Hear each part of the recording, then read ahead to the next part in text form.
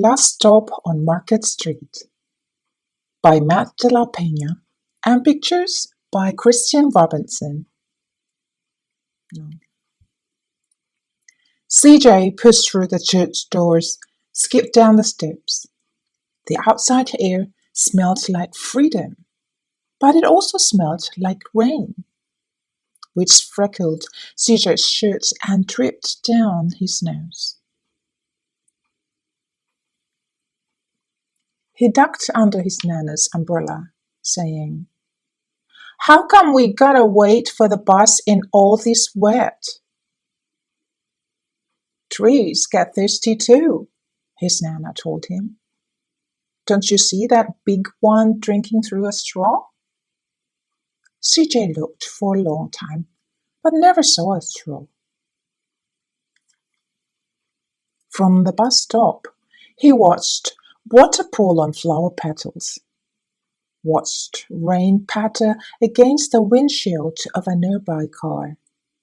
His friend Colby climbed in, gave CJ a wave, and drove off with his dad.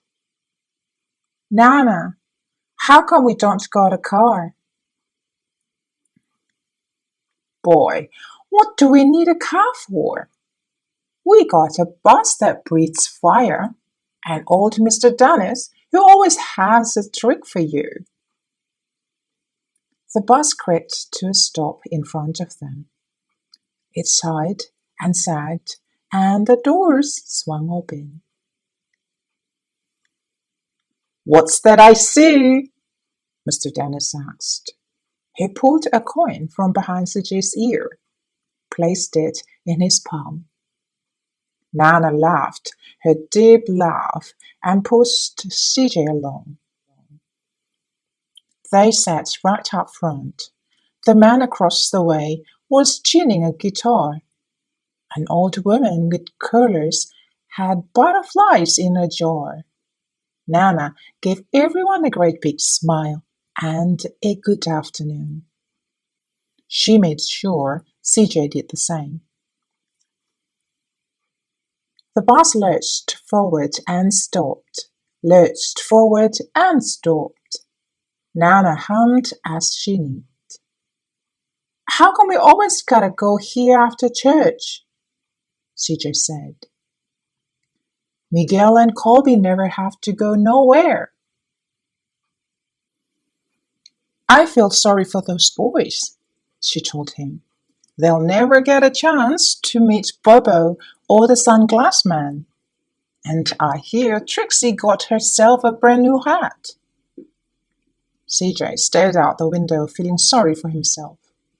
He watched cars zip by on either side, watched a group of boys hop curbs on bikes. A man climbed aboard with a spotted dog. CJ gave up his seat. "How come that man can't see?" "Boy, what do you know about seeing?" Nana told him. "Some people watch the world with their ears." "That's a fact. They noses too," the man said, sniffing at the air. "That's a mighty fine perfume you're wearing today, ma'am." Nana squeezed the man's hand and laughed her deep laugh. Two older boys got on next. CJ watched as they moved on by and stood in back. "Sure wish I had one of those," he said. Nana set down her knitting. "What for? You got the real-life thing sitting across from you. Why don't you ask the man if he'll play us a song?" CJ didn't have to. The guitar player was already plucking strings and beginning to sing. "To feel the magic of music," the blind man whispered. "I like to close my eyes." Nana closed hers too. So did CJ and the spotted dog. And in the darkness, the rhythm lifted CJ out of the bus, out of the busy city. He saw sunset colors swirling over crashing waves. saw a family of hawks slicing through the sky, saw the old woman's butterflies dancing free in the light of the moon. CJ's chest grew full, and he was lost in the sound, and the sound gave him the feeling of magic. The song ended, and CJ opened his eyes. Everyone on the bus clapped, even the boys in back. Nana glanced at the coin in CJ's palm. CJ dropped it in the man's hat. "Last stop on Market Street," Mr. Dennis called.